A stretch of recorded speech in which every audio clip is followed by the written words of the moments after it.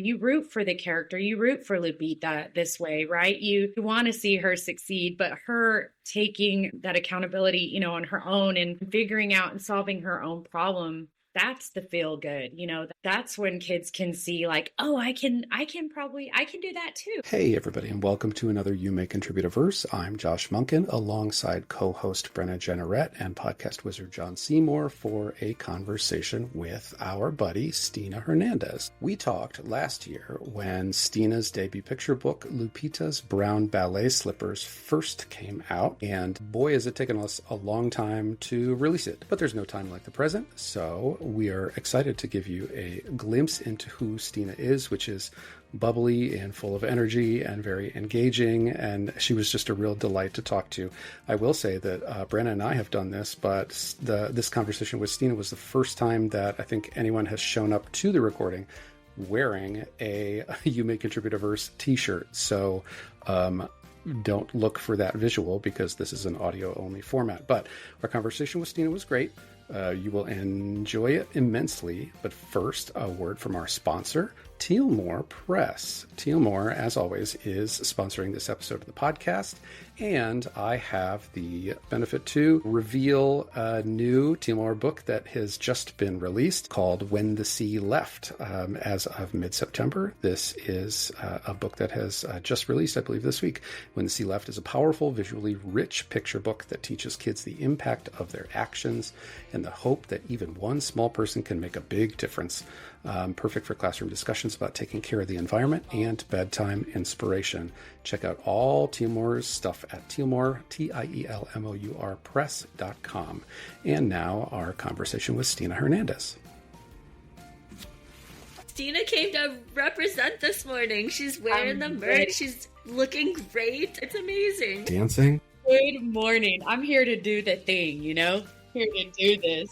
Represent. How is it down there in beautiful San Antonio? It's been a little rainy and kind of gloomy this week, so we don't have sunny San Antonio days, but it's good. We need a break. It was a rough summer. I mean, this summer we need a break from the sunniness. You do. When you live in San Antonio, Texas, you might need a little bit of a break because it's brutal. I mean, it was like. One day we were out there, it was like 105. And I'm like, guys, we have to go in. We're going to melt. Like, we're definitely going to just melt. I know. And then the humidity, it gets, I like the heat and I love sun, but I mean, it's ultimate. I propose an exchange program, especially for this time of year where it's in the teens. And I presume it is for you too, Brenna, in Colorado. Yeah. It's chilly. Yeah. It's sunny here, though, which is really nice. That's part of one of the many reasons we moved from Wisconsin, because it's sunny 360 days out of the year, which is super nice and good for my mental well-being. So there's that, but it is chilly. So yeah, the weather affects me too. Too much gloomy. I'm like, no, I need the sun. Totally. So I'm in the right place and totally Antonio. Right. Yeah. I can withstand a little gloom, but for weeks on end or just that gray, dull, Midwest winter, that's hard. That's really hard. Yeah. Totally understandable. And then I used to actually live in New Jersey, where I just visited. I lived in New Jersey and New York for almost 11 years. Wow. And I just went back for the break and Thanksgiving break. And it was amazing. I hadn't been there in 10 years. And wow. I got to do a bookstore event and it was really fun. That's awesome. Tell us all about it. Tell us about the event. What did you do? Where was it? So my brother-in-law lives in Washington Township. And so when I found out that we were going to go, I thought, let me just try. Let me just see, it was only that week. It was really fast trips. It was Tuesday through Sunday. And I'm like, what am I even doing? But I just kept looking online, I'm determined, right? Yeah. So I found this little bookstore. It's called The Curious Reader. Oh, I love that. It's an all children's bookstore. So I have to look in San Antonio. Yeah. And so in San Antonio, I haven't seen anything like that. The bookstores I've been to have a children's section, and it's been lovely. I've had so much fun so far with them, but this one was all children. So I was like, oh, let me find out about this. And so I'm looking and I'm like, you know what? There's an email. Let me just try. And so I sent my info and pretty quick got an email back. And I'm like, well, in the email I said, I pretty much only have like that Friday, because Thursday is Thanksgiving, and then Friday, Saturday. Right. And I don't know if you're open on Sunday, but that's pretty much it. Cause then I leave later in the day Sunday. I mean, I'm like really pushing it. He wrote back and he's like, I have an opening if you want to try that Friday that you're here. And I'm like, yes. Amazing. Yeah. And so it just worked out. And it was in Glen Rock, New Jersey, which is because there it's like you can go a few stop signs and you're in a different little town. Yeah. It's not like here, in San Antonio, goes forever. So I said, how far? And he's like, my brother-in-law's, that's like a 10-minute drive from my house. Oh, worked out. Yeah. Amazing. Amazing. So I was so excited. I did the thing. I went, I had some family and a few friends that I haven't seen. One of my critique partners lives in New Jersey and I had never met her. So yeah, Gail was there. She's the best. And I got to actually hug her. It was awesome. Give her a full name shout out, Gail. Gail, oh my gosh. So okay, don't do this to me. We can cut this part out. It's the magic of editing. Don't do this to me. Okay, we'll give you a pause break and make it seamless. Oh my gosh, it's so embarrassing. Because Gail, she joined, just a little insight for y'all. She joined later. Her partner, this isn't recorded, right? Well, I mean, it is, but we'll cut it out. My original critique partner had passed away. And they were partners. And so she came in late. She came in and said, I would like to, they had a project they were working on together. It's so sad, right? Yeah. Horrible. But she kind of was like, not like always in the group. Oh, I'm not going to find it, y'all. And I don't want to say it wrong. That's okay. We can cut out, She's so sweet. Okay. Anyway, that actually is what happened. And so she was messaging the group after everything happened. And she was like, I really want to continue working on our story and that we never finished together. She's like, can I be a part of your group? I don't know why her last name's not coming. I'm so embarrassed, y'all. This happens with age, right? I get it. We'll just edit it out. It's fine. And I totally distracted from the main point of this, which was But yeah, anyway, that's how that happened. And so it was really, back to that, like it was really lovely to be able to, see her in person and connect with another friend who was a really good friend of mine in New Jersey for many years. And then some of my family, members were there. So, and some little dancers, aspiring. You hired a troupe to come in and pancake their shoes. Let me ask this. How do you do with that? And I will ask this with the full knowledge of having read a little bit of your background. You're a performer, and so I'm assuming you have no shyness when it comes to like going and doing a reading or a signing or whatever. However, the thing that may prevent me from ever doing these bookstore visits is the seminal experience that everybody seems to have, which is you do one, nobody shows up. Yeah, that's my fear. And you had at least stacked the deck knowing that you were in town visiting people who could come and at least pretend to be interested for a few minutes. Right. Exactly. Please show up, family, please. Yeah. So far, the bookstores that I've done here, yes, I have friends and family and things, who've been there to support. So, I haven't experienced that, but yeah, I know I've seen those pictures and posts of that, and it is heartbreaking. And I know it's coming. If I go out of town, which I do have one coming up. It's a little bit out of town. Austin is it's a good hour drive, especially with traffic, and I don't know a lot of people in Austin. So I'm, nervous about that, bringing people, with me. I need like my little entourage or something, that I can go with. But no, that's I've definitely heard more of that happening, like when people are, booking events out of town where they may not know people. And so, yeah, that's something I'm not looking forward to. But, I guess it's part of it and it does happen. And even people who say, I can go, I'll show up, and things happen, and if it's in the morning and you've got kids, it's a lot. So if that happens and when it happens, I'm just going to I don't know what I'll do. I mean, if there's no one there, do you proceed? Do you read just to the other books on the shelf? Perhaps. I don't know. Maybe you read and you practice. I don't know. Or Make you some read to cardboard the cutouts. did cardboard cutouts to the staff.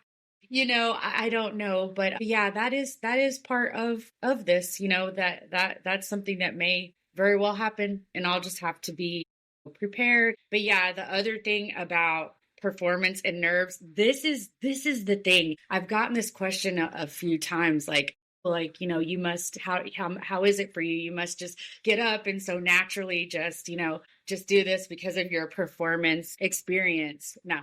Yeah, no, you're shaking your head, Josh. Yeah, seriously, no. It's not that way at all for me. This is just completely new space. So it is a little bit like a performance, especially the school visit that I did recently. That was a little bit like ready, set, go performance. It wasn't the way I thought it was going to be. I thought, I had it all in my head that it was going to be like in a library on like a little rug with some kids. We're sitting, crisscross applesauce, and we're reading the story. And I had a slide presentation. I thought maybe if there's a projector, I might share that.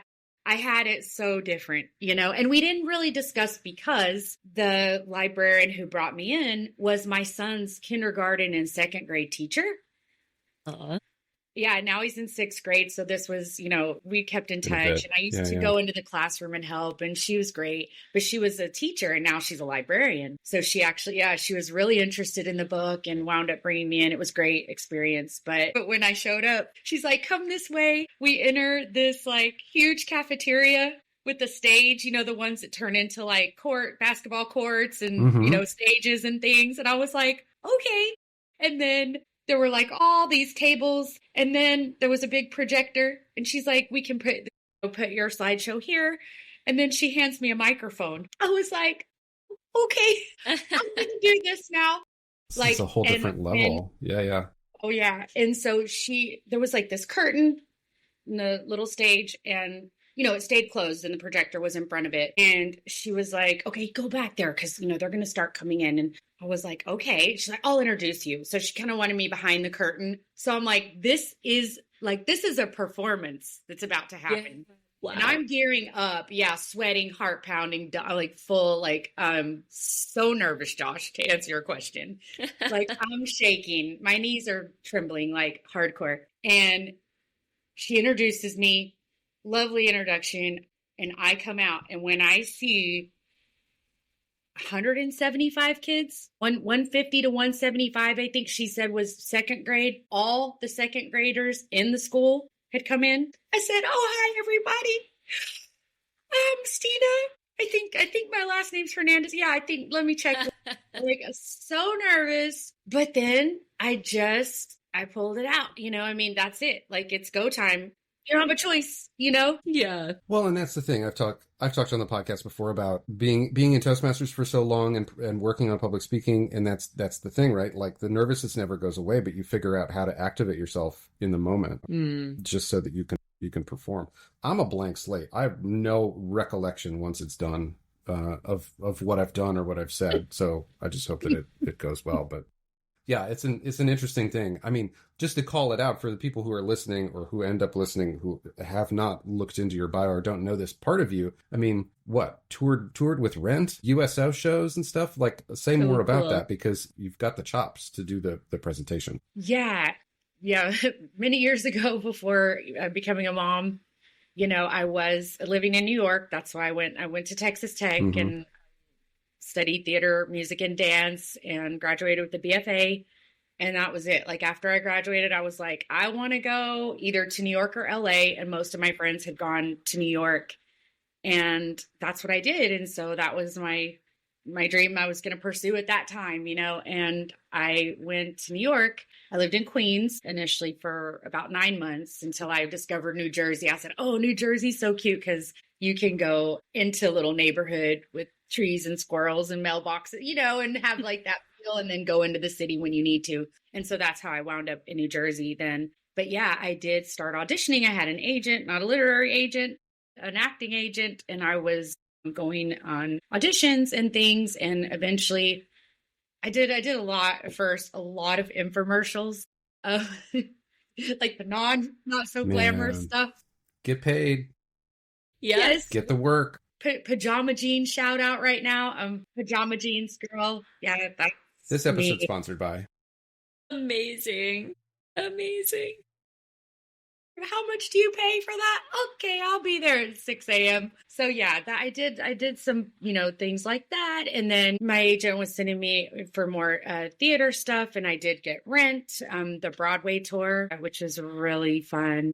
And then I did Rent later, again, several years later at the Westchester Broadway Theater, where I played Mimi eventually. So I was really finally one of my dream roles. I finally got to play. That's amazing. The Westchester Broadway Theater. Yeah. And then a little bit later, I did land the Trans-Siberian Orchestra, and that was unbelievable experience. It was pretty cool. As a vocalist, right? Yeah, I forgot to mention that line item. Yeah. So and there is some dancing. We do like a lot of like head, kind of banging. Definitely was not good for my neck or anyone's neck or back. But yeah, a lot of movement, kind of dance, light dance stuff. Vocalist. So the Trans-Siberian Orchestra it's probably about, well, now I don't know, but when I was there, I know the show changes from year to year, probably about 50 or 60, 40, 60 instrumental, and like 40% would be like songs with vocals, so we would come out and do our thing with vocals. Yeah. Wow, that's amazing, and it's kind of the perfect segue into actually talking about your book, because we have not used the name, right? So can you tell us covered in the intro. all about Yeah. Can you tell us all about Lupita and your book and just like the inspiration? Yeah. So my debut picture book is Lupita's Brown Ballet Slippers. And it's published with Beaming Books. It came out October 22nd, 2024. And the inspiration, I started dancing tap, jazz, and ballet at the age of 3 and just loved it. I always looked forward to going to dance classes. I danced all through middle school and high school, where I was the only Latina in my dance company. So we had to audition to get into the dance company, that kind of thing, at my dance studio. And so that company, like maybe late junior high school, we started doing like conventions and traveling to different competitions. We went to New York when I was about 16. And that dance, that was always a big part of my life. And then I went on, like I said earlier, to Texas Tech to study performance in theater. Theater became, I thought, oh my gosh, musicals, like that's where it all comes together. Music, acting and singing and dance all come together. I'm like, I became obsessed with musicals specifically.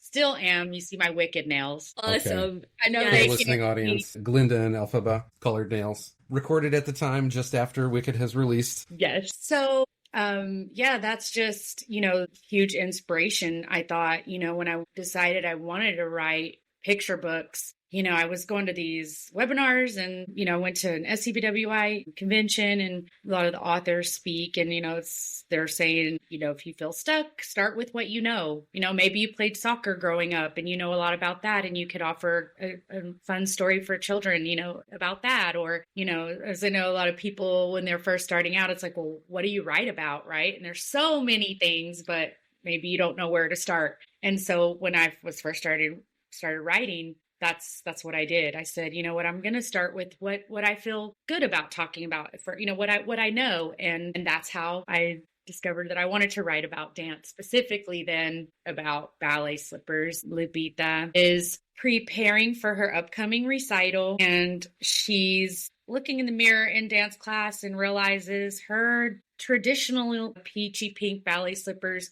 don't quite match her skin. And so her skin tone. So she's feeling, a little bit nervous about the recital, and that she, her dance slippers don't dance with her. And so she searches for the right pair, looking online, and, they're expensive. So she takes messy measures, which is the process that dancers call pancaking. And pancaking is when, something dancers of color have been doing for a very long time, where you'll take a matching makeup or foundation and apply it to the slipper so that you do get that elongated. It's all about long lines in ballet, right? I'm only 5'2", so I needed all the help that I could get. And that elongated line really becomes important. And so with that one color slipper, depending on your skin tone, this is something that dancers have been doing for a very long time. So Lupita does, in fact, try pancaking. And then you'll have to see, I think you've read it, Jenna and Josh. You know how it is. We have. Yep. To see how her big recital day turns out. But yeah, she works hard. Doing a spoiler-free episode. Right. Yeah. Spoiler-free. Read the book. It's out anywhere books are sold. One thing I do want to talk about, whether it has to be a conscious choice, is something that we are reminded as picture book authors to do as much as possible, which is to give children who are largely the center of these books, or childlike figures if they're talking animals or whatever, as much agency as possible. And I would say that was the first biggest thing that stood out to me about Lupita's story, is that the adults in her life shrug and say sorry, but it's almost like they are victims of this sort of institutionalized helplessness, and they can't really do anything, not to ding, the mom of the story, but they can't really do anything to help her, because they don't know the path to fix the problem. And so to me, that's really what makes this story so transportable and broadly applicable, is that they see that kids can really make change. And so I'm curious if that was your goal all along, or if that came out in revisions with beaming and you're smiling and nodding.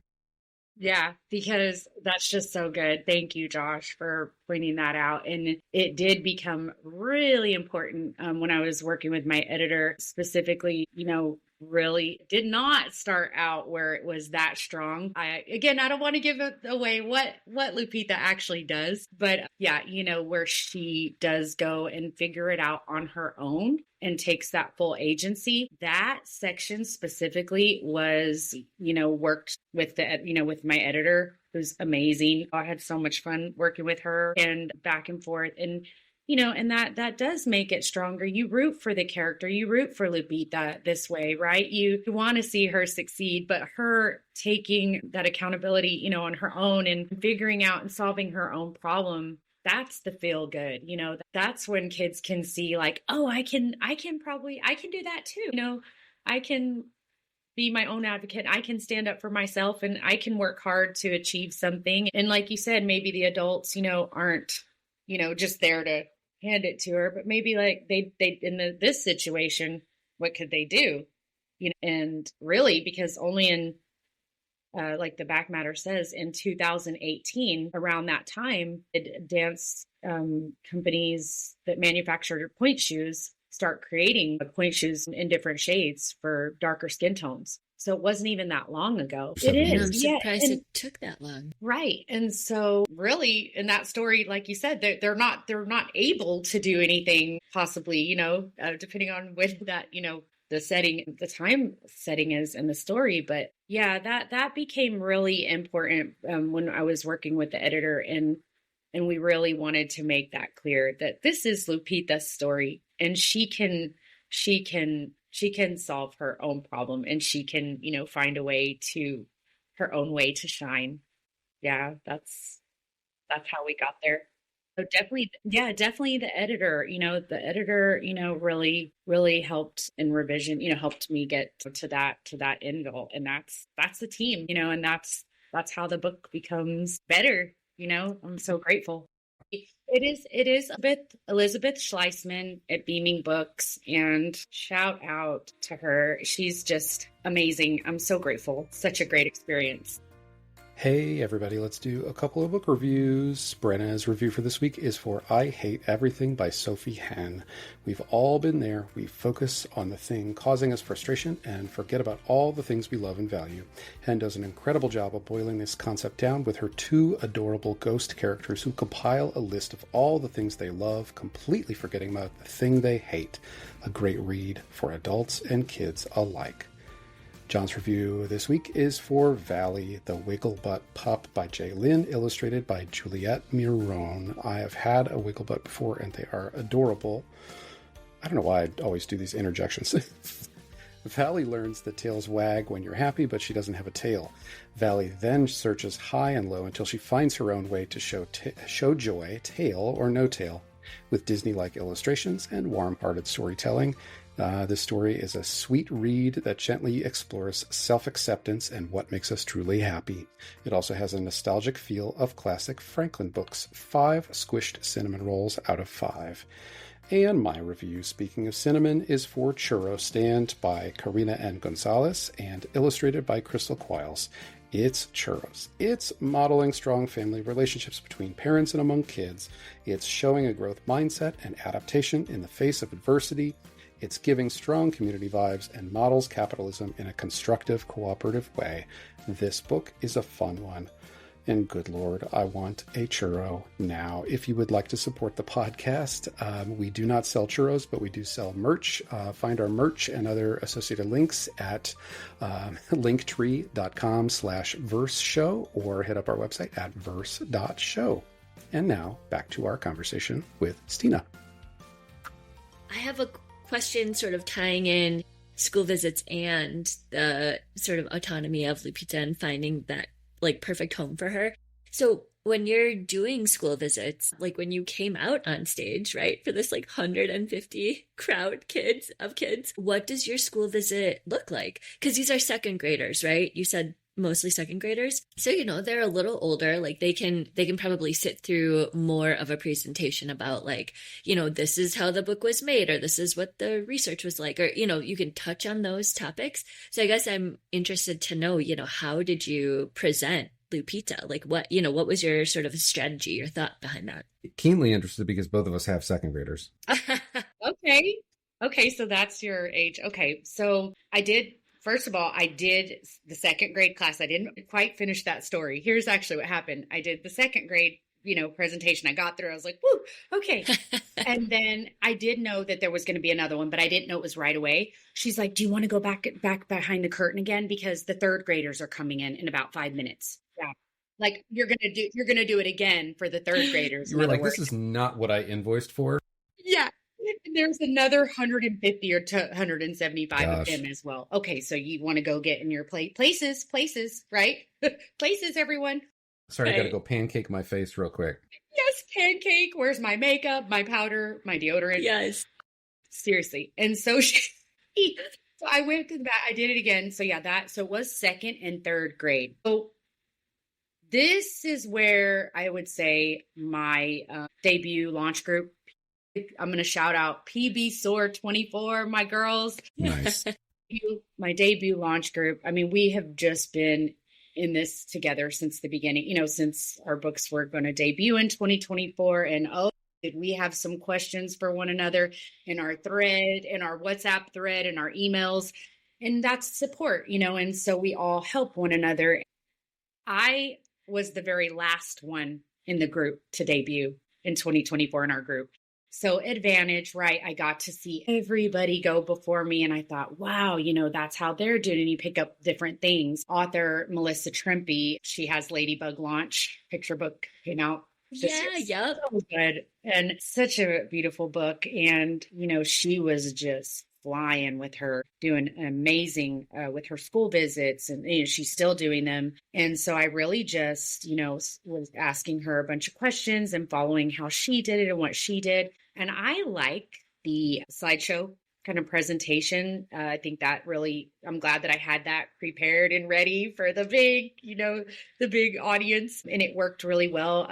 She did suggest like a clicker to, help me get through the slides. And so what I wanted to include for Lupita was how when I started writing and querying and, I thought, and it wasn't even Lupita. It was not my first story that I queried, but I had other stories. And wow, did I think, my story is ready. I am ready to be an author. I'm ready to be published. And then you start sending it out, and oh, how quickly these form rejections come in, right? And so I wanted them to know that, I didn't give up. I kept trying, even though, those rejections didn't feel good and they hurt. And, it doesn't, didn't make my day happy, but I kept trying. I kept writing. So I had this one slide, and it said, have you ever heard of Dr. Seuss or J.K. Rowling? Does anyone know in the room know who? Yeah.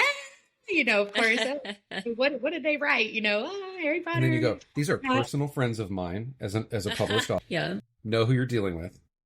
Right. Going to lunch after this with JK.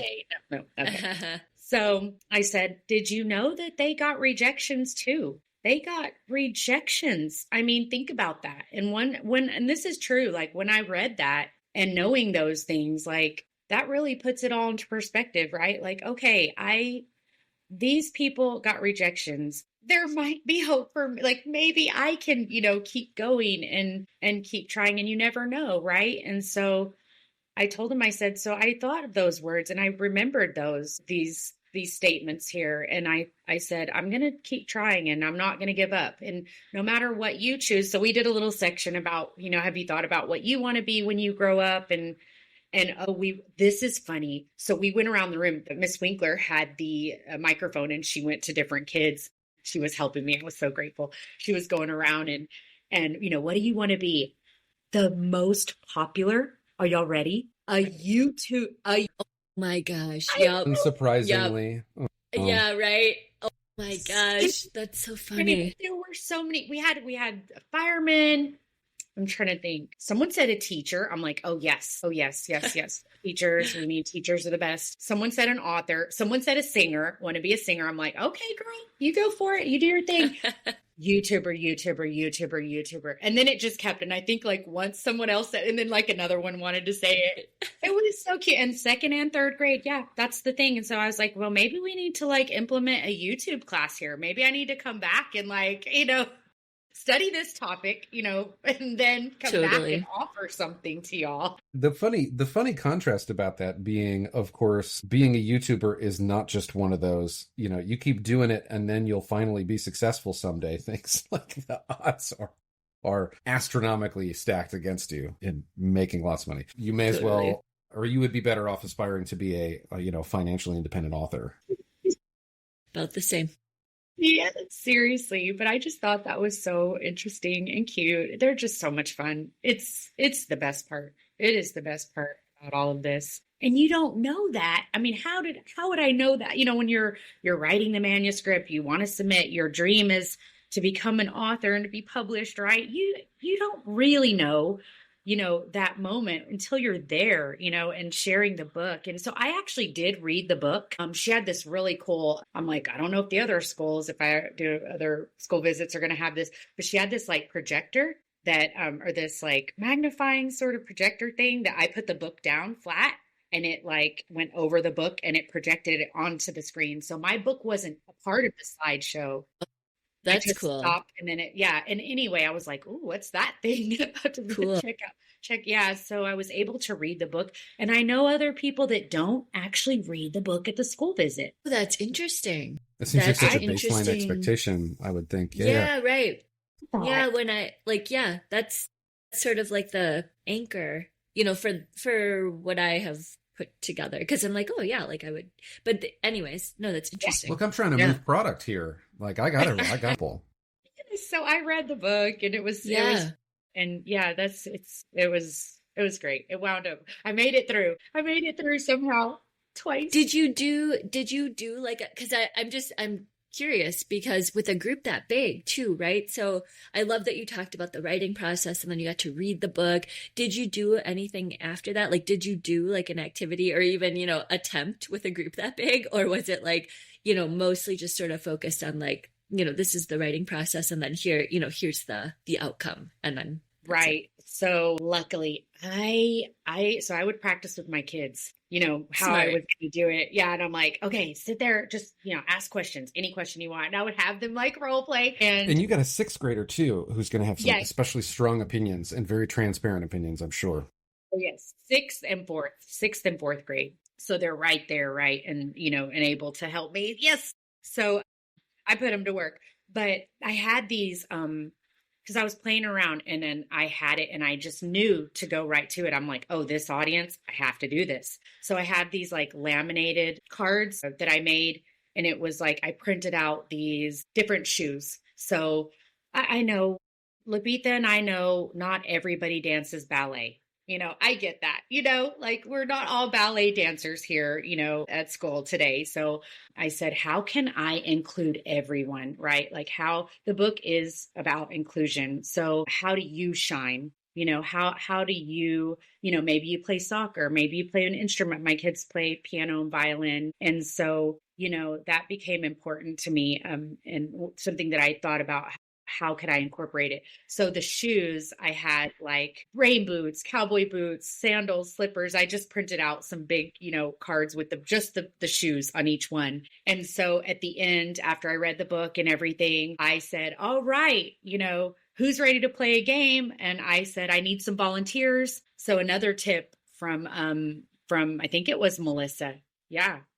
She's amazing. She's got her thing down. She was like, yeah, the kids love to interact and they love to volunteer and get up and be involved. And so I just tried it and I said 5 volunteers and Miss Winkler, here she comes again, helping me bring the volunteers up. And we, here's the cards, choose what shoes. We know Lupita's going to choose her ballet slippers. Of course, I had the ballet slippers as well on one of the cards. I said, but what shoes would you choose? And so they all got to choose. And I said, everybody in the audience, you can choose too. And just keep that thought in your head when you see your card, and then once everybody's got their shoes, right? Everybody's got their shoes. Then it was dance time. And so we played some music and we were grooving. Everyone's got their shoes on, right? And it was so much fun. I mean, that's a really great idea. I love that. Yeah. And so I thought, yeah, how could I, and it worked. Yeah. How could everyone have fun, and that was it. That was my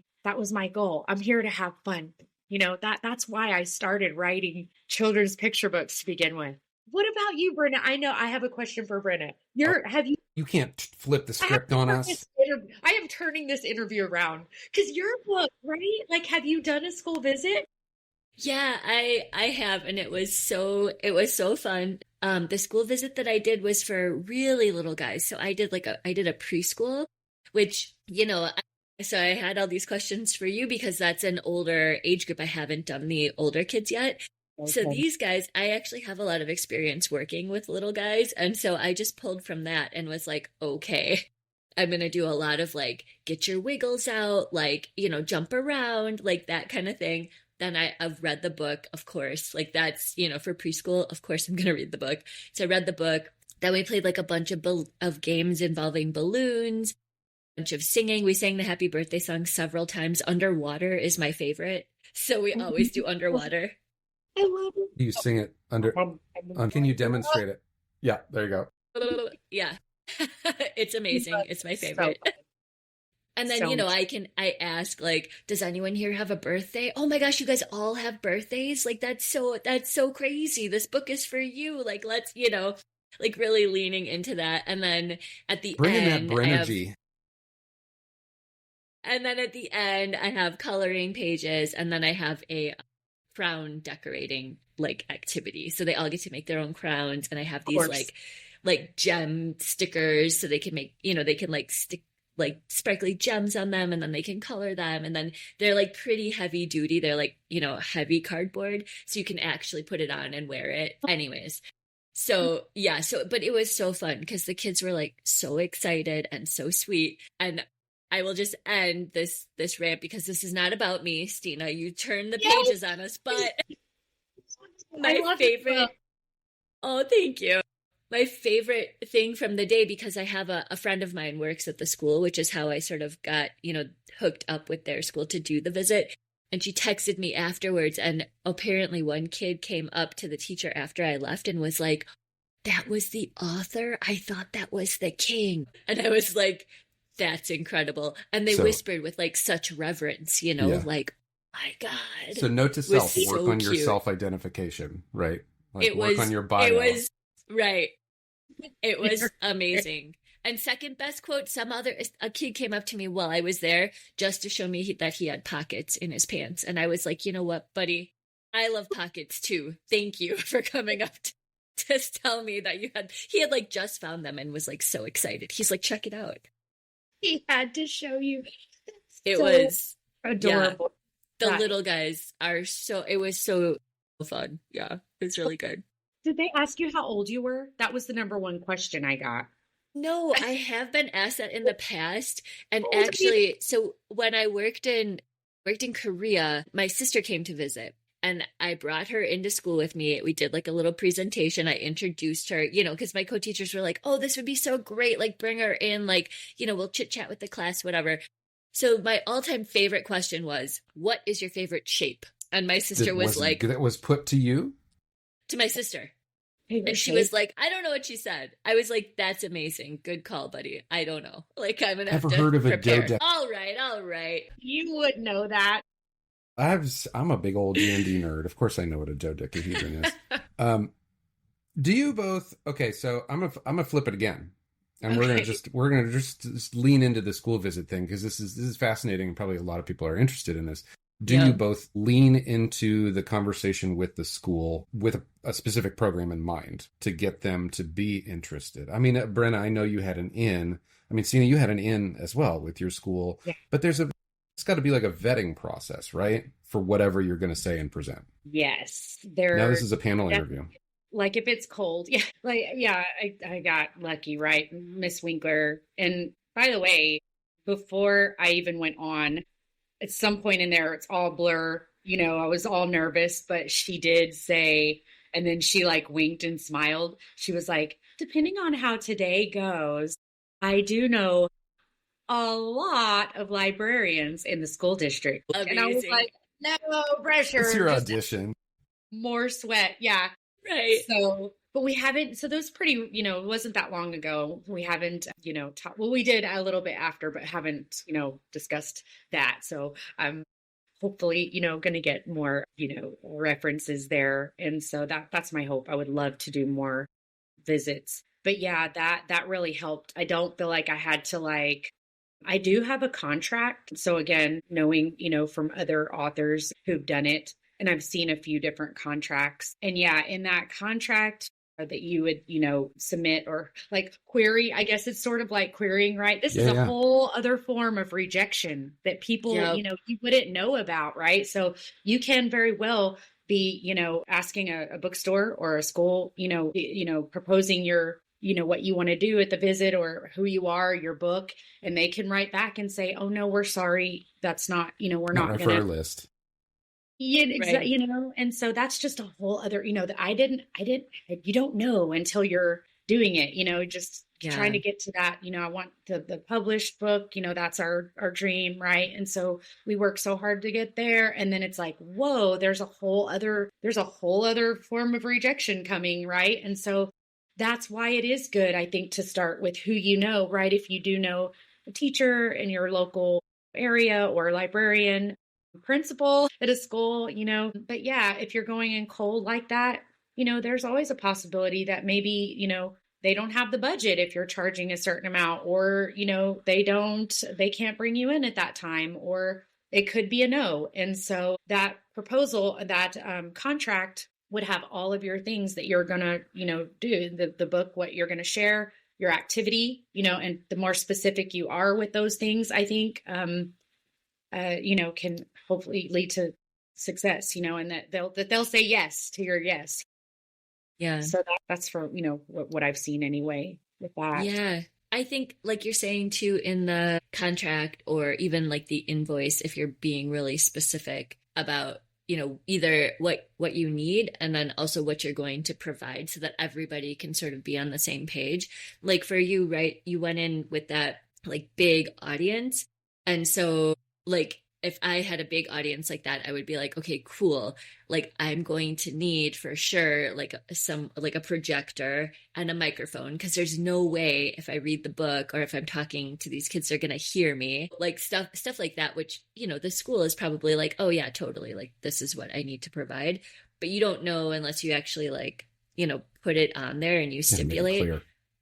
Yeah. And luckily for me, I was able to talk directly to the woman in charge of doing the event at the preschool, not just my friend, because she doesn't coordinate that. But so I talked to Amy on the phone and we just chit chatted about like, this is what I propose. And she was like, cool. Okay. But they're younger. And like, maybe, what do you think about, doing more of an activity? And I was like, oh yeah, right. Like, let's, sort of reorganize this a little bit. So it was definitely much shorter than a regular school visit, because those guys can't, keep focused for that long or sit for that long. That was never going to happen. So much shorter, much more movement, much more activity, more crafts, more.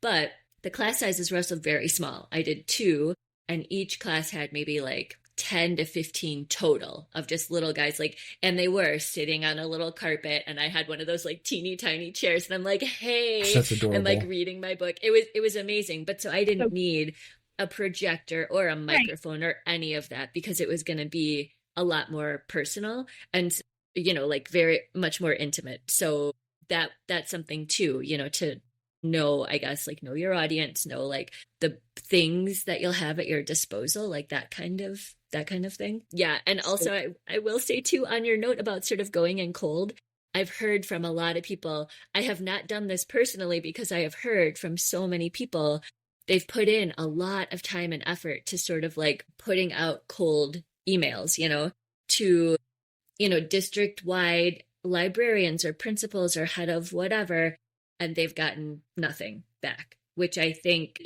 has to do with a lot of things. It might be going straight to spam. It might be coming to them and they're like, I don't know who this is. And my inbox is like, I have totally no time packed. to vet. Yeah. So it's a lot like querying, like you're saying, because it's either I'll get back to you and then I've nudged and then nothing. So I've been ghosted.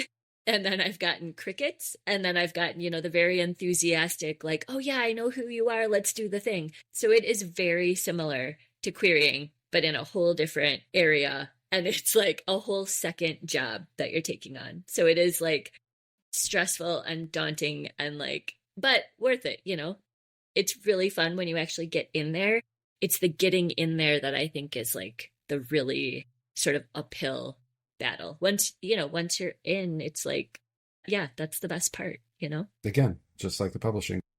It is that parallel, right? We're going through it all over again. So there's that other side. There's an author, Alyssa Reynoso Morris, shout out, I'm shouting out. But she had a marketing class that I took, and she was talking about how she would, I think she called it outreach Fridays, where every Friday she would do her emails like that. Like you said, it's a second job, it takes so much time, and she would spend so much time doing them and sometimes not hear back. And so how she got through that was, she said, I think she would give a follow-up email, a nudge, another after that. So she would do 3 times. And then after that 3rd time, that was it. Like it was time to move on if she didn't hear anything. So she had a pattern, she had a recipe, and it works obviously for her. So I think about that. I think like, okay, I can give people 3 times, and then that, it's time to move on and, you just have to just keep going forward, but that's totally part of it. I will say too, so I have had a couple of like personal like interactions and sort of close calls. I do have a meeting set up with like the district wide like school person in January to talk about school visits specifically. And this is why though. Yeah. But so this is why this is like sort of a like secret tip, I guess. And, unless people out there are like, oh, duh, like, of course that's what you do. But this is how this happened. I went with a friend of mine to see Rosemary Wells speak in town. Like she was just coming through to do an author visit. And I was like, oh, that'd be cool. So we went just to go and, be a part of it. Cause I was like, oh, cool. What does Rosemary Wells do, for her author visit? This is amazing. And so that was what I was there for. But the woman in charge who had done like all of the Sheila Blankenship, for anyone who is local, but she had done like this whole coordination with Rosemary Wells and her team and whatever. And my friend happened to know Sheila, and Sheila was also walking through the line at the end just to chit chat with people. She's the one, though, who's in charge of a lot of these like school visits. And so I was able to meet her directly. And that way you have like a personal connection. So all this to say, go support other authors, in your area. Go and just like be around, like show up, like say hi. You never know who you're going to make a connection with, or, be able to sort of like collaborate with down the line. Because I haven't sent any cold emails because I've heard just not good feedback about it. So I've sort of tended away from that. I feel like showing up is helpful. That's great advice. Yeah, it's true. Yeah. It's who you know. No. Yeah. I mean, unfortunately it is. Yeah. It's hard. But you put yourself in that situation. You set out to, go and do something good, and it came back to, it wound up helping you. And that's good. As a lot of writers were introverts, right? Right. I'm one. Right. You are. Yeah. I didn't think that, but because when I'm on stage, whatever, different story. But when I'm off stage, I just want to go back and, so I'm kind of both. It's interesting, totally. But yeah, you have to, you put yourself out there and see, and it's part of it. So yeah, thanks for sharing that. That's true. Yeah. Yeah. It's a more authentic connection too, because we're all writers. I feel like we're good on the page, but meeting in person and under circumstances that aren't like, can you do this for me? Like, here's this thing I need you to help me with. It's more like, oh, cool. Like, you like doing this. I like doing this. Like, you build this like connection that has nothing to do with like, I need something from you. Cause that's exhausting. I get that. I understand why it's like, and talk to this person, or or whatever it is, which is cold emails are just hard across the board. Okay, go ahead, Josh. Well, I was going to refocus on Lupita and your writing process. This is not about me, because there's a whole no, I think this is all it's all really interesting as someone who's never done a school visit, and I don't personally plan to, but I know a lot of writers would love to have that experience as well. This has been really educational. Okay, so we've done a lot of talk. We've done a lot of talking about school visits, which has all been really extremely helpful. But there's a lot of Steena that we have not explored yet, and we've talked in general senses about when you decided to lean into writing picture books and all that. But how much did you write before Lupita happened? Is it all kind of tonally consistent to the lived experience of the things that you've experienced in your life and the things that you consider important, or what's the Steena vibe for the things that we have not yet seen? So I did not start out thinking, oh, I want to be a writer. Like I said, right after college anyway. After college, I went to, like I said before, New York to pursue acting and singing and dancing. But when I did start touring, that's when I didn't know that I was writing. And this is weird, but I had a journal. And this is probably where, And so after these shows, I started doing something. I started just, doing my introvert thing. Okay, enough of people, so many people. And I would go back to my bunk and I would start journaling. I would start writing just like little thoughts. Spilling tea. Yeah, it was, And so anything I wanted, I was writing. And I was like, I didn't know, and now like going, now that, I'm an author, all this happened, right? And, it's just like when people are asking me, like, were you ever a writer before? No, I never thought that's what I wanted to be. This is much later in life goal that after having children is when I decided I want to write picture books specifically. But even before that, when I was journaling. And so some of those journal entries, and I've gone back since to read them, I'm like, oh my gosh, this is a story. This is something that I can, expand on. And so that has been really interesting to me. And again, like at the time I was just venting, or what, I don't know what I was doing, but I was just putting thoughts down. And so my journal is sacred. Like my journal is, that's me. And those moments that I go back and I'm like, wow, this was probably where it really started. So this was, how old was I? No, I can't talk about this. I can't talk about my age here. This is a long time ago. Months ago, literal months ago. But this was a long time Last ago. year when I was 29. Yes, exactly. So, yeah, that's, no, people say, oh, did you want to be a writer growing up? No, I didn't. This was much later in life that I decided that's just how it was. I wanted to be a dancer and a performer, but there are a lot of parallels there, I think, with performance and in that world. And again, how I was able to, I don't know, get up and just do that school visit, that a lot of it does come from that. I was able to, reach back into that, even though I haven't been on the stage in several years now, but I was able to tap back into that pretty quickly. Thank goodness. And I made it through. So yeah, a little bit more of Steena. Yeah. Whatever that means. I mean, it's interesting how much of who we are comes out. As long as you're able to effectively tap into, I mean, not specific lived experiences in my case, but the dumb observations that make up a core of my personality and teasing those out. That's good to hear. I mean, how much of that turned into picture book manuscripts? Wow. I have to think about this. There's a few. There's probably like 3 or 4, I would say, that I was able to just, okay, what can I do with this? And if you were to go and read those, you would not pull that story from there, but I was able to do it, Yeah. Because it's you. Yeah, 2 of them are obvious, maybe. Yeah, 2 of them are a little obvious, but the other ones, I was just like, and it just kind of came out of that. But yeah, I'm still playing with it. And I still do journal. I still do write like that a little bit. Not a lot, because I'm revising. I'm writing picture books. I'm working on a middle grade straight novel. Yeah, and it's so fun. I love it. But yeah, a little bit of entries here and there. I'll still play around, and it's more like therapeutic, and Yeah. What I was trying to suss out is, were you one of those special people? You just decided to start writing. You wrote Lupita, and then you sold it to Beaming, and it was off to the races. Right. It just was like, we've had some of those on, and I don't like those episodes. I don't like those people.